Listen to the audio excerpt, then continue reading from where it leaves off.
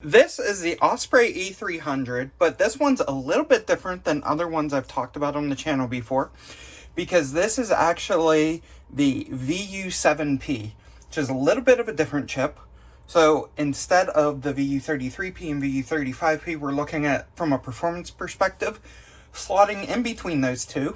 However, this one is much more inexpensive, and kind of the difference here is that we're going to get close to that VU35P performance, but there's no HBM memory. And so we're going to be really good on core-based algos, really competing with the current FPGA lineup, but we're not going to be able to do the memory-based core algo, or the memory-based hardened algos.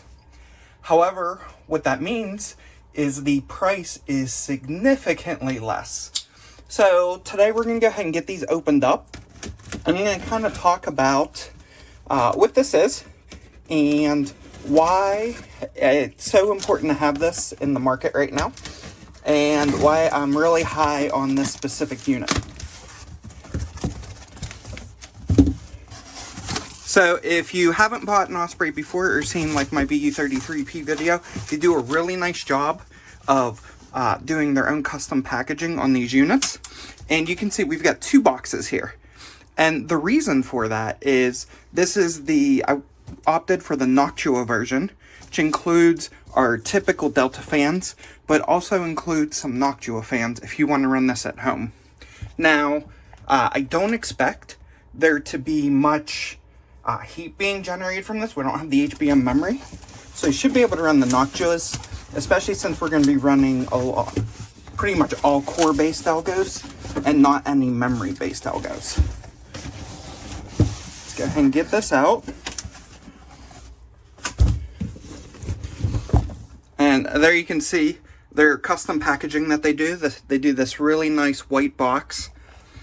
Go ahead and lift this up, and you will see the E300 is in there, and it's already fully assembled. You don't need to do anything. And we can see we've got their custom control board. You just have to plug them in to each of the cards. But everything's already laid out, and we've got the Delta fans on it. And if you don't have to buy the Noctua fans, but if you do, they will come in a separate box. And we'll go ahead and get this opened up. And these are great in the summertime, even the spring, great in the winter time, and even in the spring and fall. And they do give you some adapter cables with these so that they plug right in. They give you the screws, and you can see these are two Noctua IPPC fans. So you can see these come in the IPPC, essentially retail boxes, and these are going to be your 3000 RPM F12s, and they're the IPPC version. So those are going to provide plenty of cooling probably for me. But let's go ahead and get this out of the box. We've got it out of the box, and another thing that you'll notice that they include that most ASIC or FPGA manufacturers don't, especially in the mining scene, they include a manual with it. And this is actually cool because, now you can get all this info online, but their manual actually talks about configuring the voltage and the clock speeds. And actually give you some examples in their guide, talking about, you can see this one's for the HBM function for tuning it, but this is an overall instruction manual for E300s, which is really cool. And then taking a look, we would just connect our boards here. So just connect the ribbon cables to each of our hash boards. I call these hash boards. They're really, each of them are a custom PCB with a FPGA chip reballed into it, if you're unfamiliar with what the E300s are. And then these have a zinc control board on them. See, we've got our fans. If we wanted to swap out the Noctuas, they do give us a cable.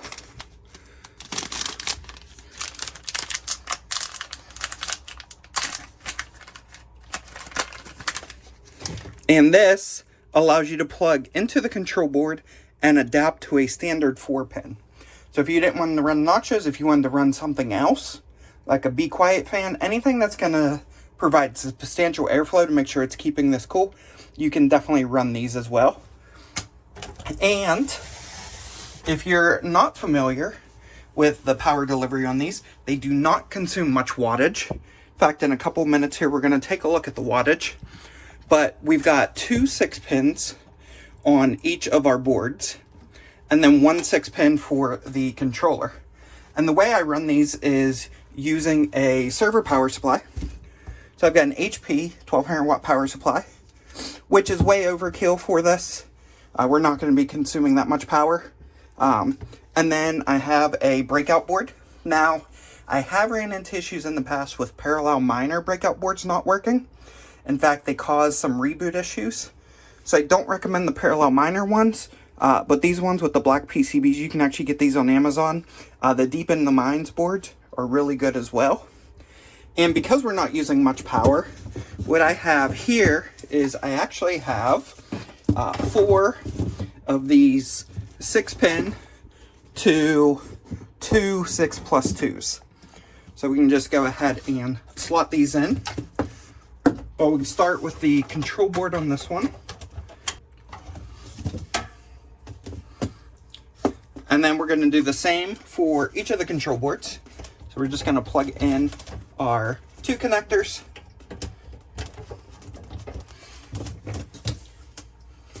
And this may seem like a lot of connectors, given the little power consumption, but it's always better to have more than not enough. And the way FPGAs work, because the bit streams are reprogrammable, there are a wide range of power draws that may occur based on the type of hashing that you're doing. So we're going to go ahead and just get all of these plugged in. I'm going to grab an Ethernet cable. We're going to get the Ethernet plugged in, and then we're going to go ahead and boot this up. We got all the power hooked up. We've got our Ethernet cable hooked up. We've got a HP power supply with a breakout board. Breakout board's currently turned off. But if we look at the power meter here, we're currently pulling about 7 watts. So let's go ahead and power it on.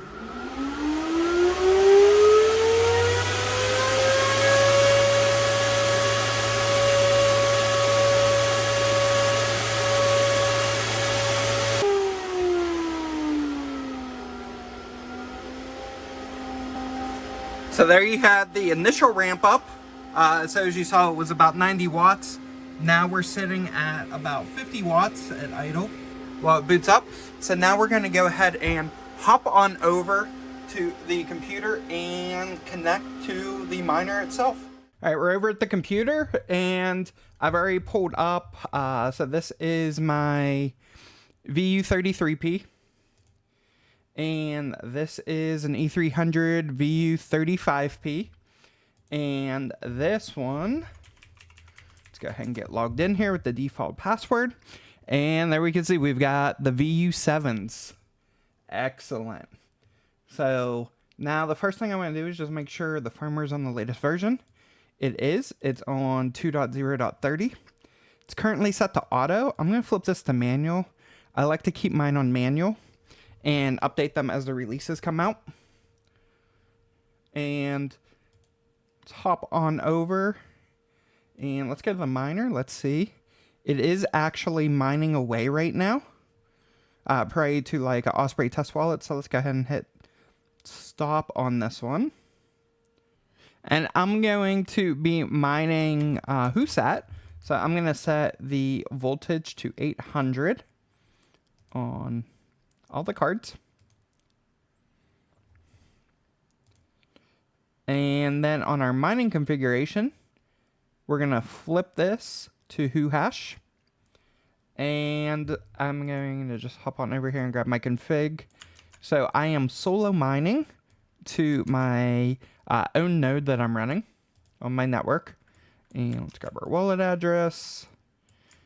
And this is a E307. Let's go ahead and change the core clocks to 500. And let's hit start.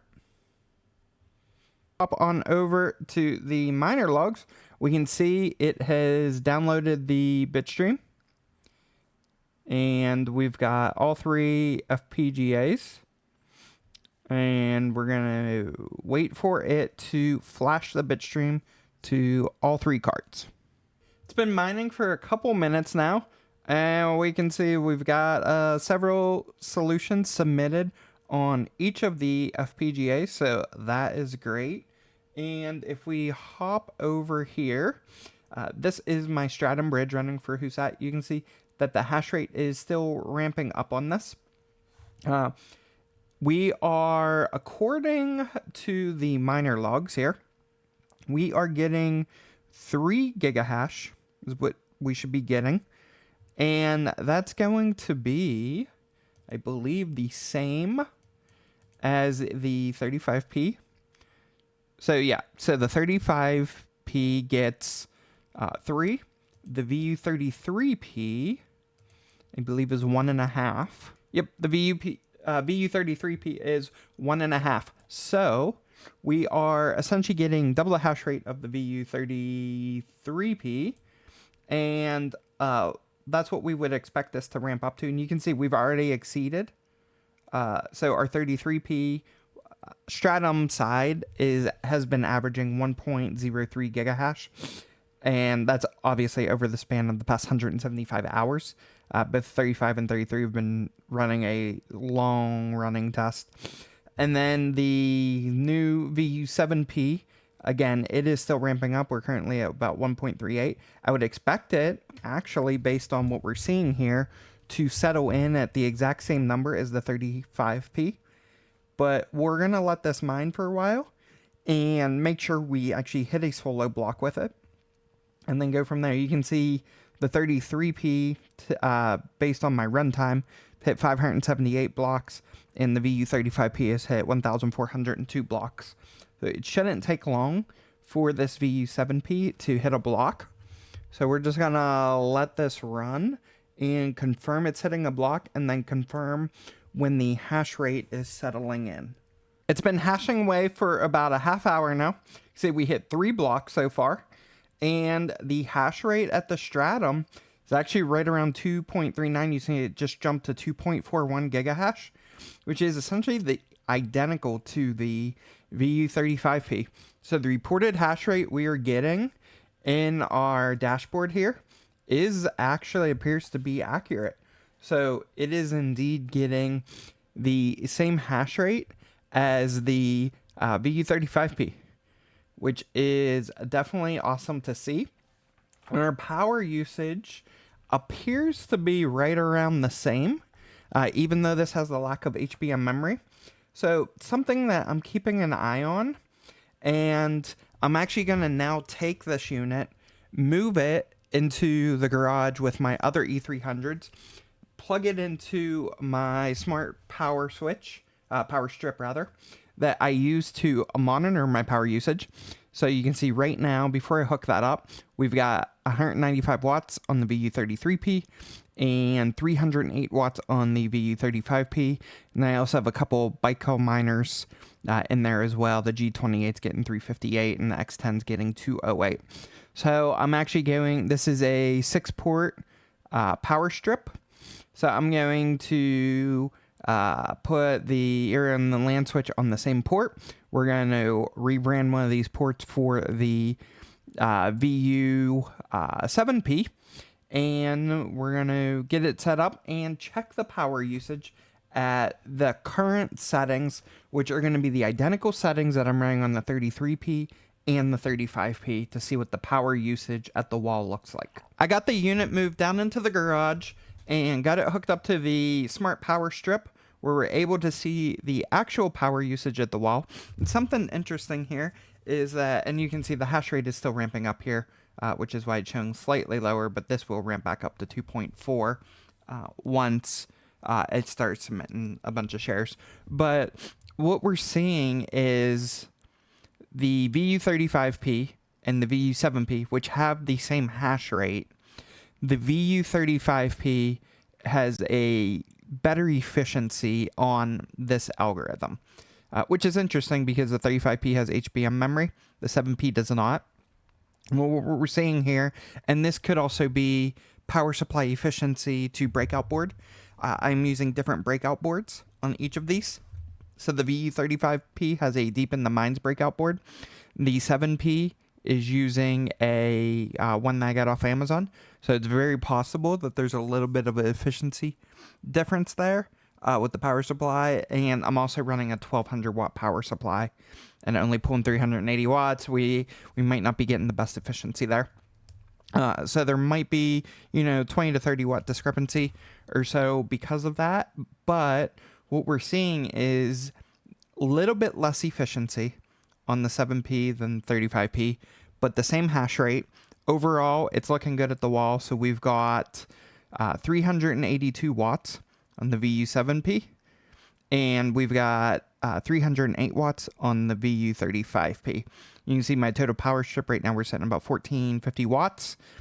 And so this is fine. I have this on a 20 amp, 120 volt circuit.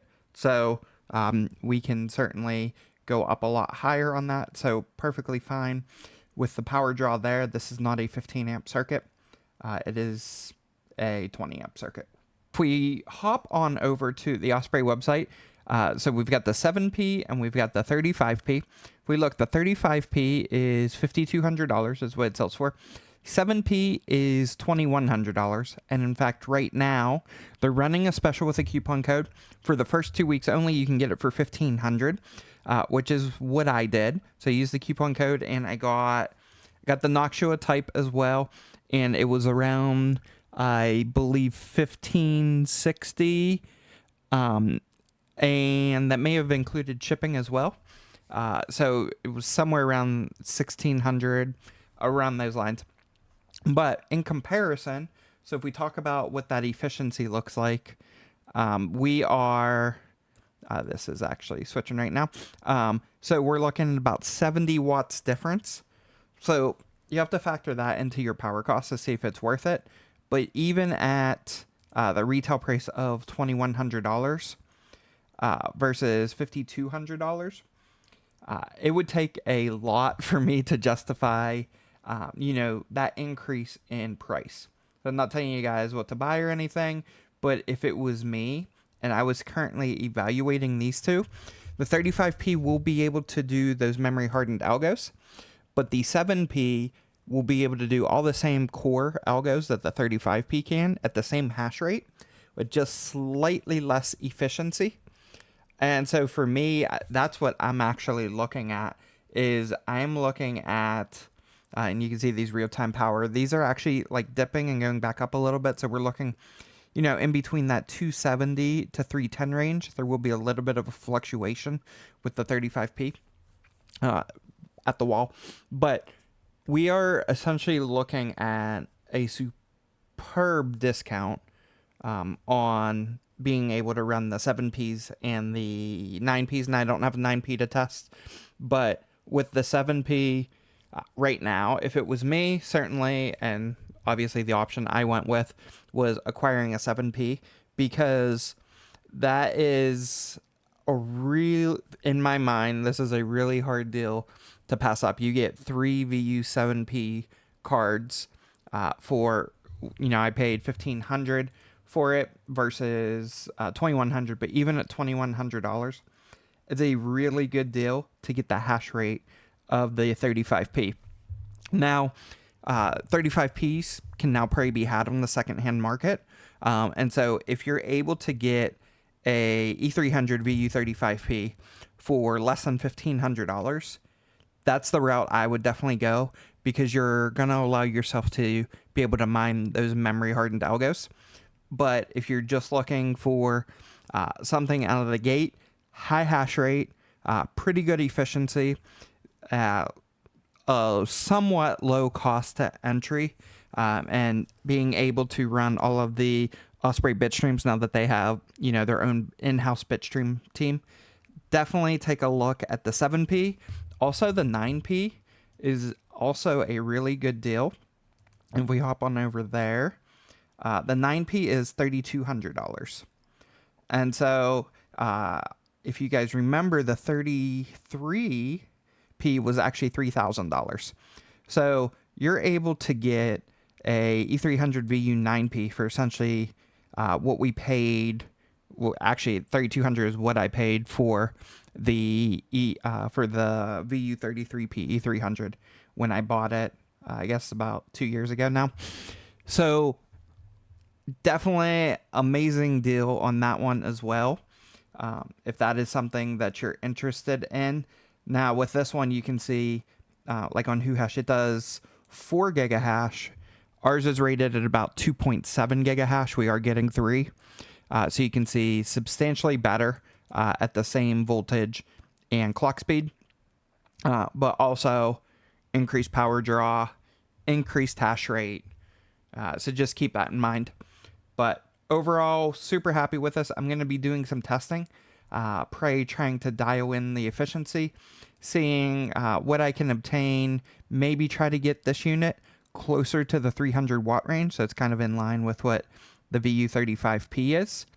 So we would definitely do that. If you guys are interested in me maybe doing a live stream trying to tune the efficiency on the VU7P, let me know in the comments below.